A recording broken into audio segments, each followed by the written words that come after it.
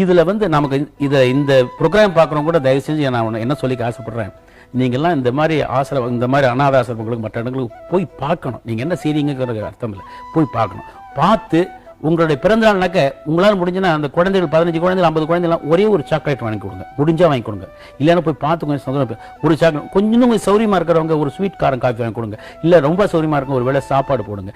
அப்புறம் அடிக்கடி அங்கே போயிட்டு இருந்தீங்கன்னா யாரும் பார்க்க வரமாட்டாங்க, அந்த குழந்தைகளையோ அந்த நோயுற்றவர்களையோ கைகால் விளங்காதவங்களையோ இவங்களாம் பார்க்கறதுக்கு ஆளுங்களாம் வரமாட்டாங்க. நம்மளாம் எப்போது வேலைக்கு போனோம்னா கொஞ்சம் ஒரு 1/2 மணி நேரம் 10 நிமிஷம் பேசிட்டு இருந்தோம்னா வில் ஃபீல் ஹாப்பி.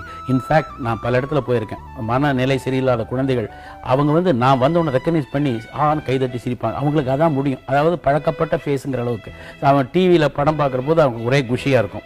ஸோ அவங்களுக்கு ஒரு டைவர்ஷன், அதை நம்ம போய் பார்க்கணும். இப்போ உங்களுக்காக மட்டும் உனக்காக மட்டும் சொல்லலை, எல்லாருக்கும் அந்த டிவி பார்க்குற எல்லாருக்கும் சொல்கிறேன். அவங்க எல்லாரும் வந்து இந்த மாதிரி இடத்துக்கு அனாதை ஆசிரமம் போனாங்கன்னாக்க அவங்க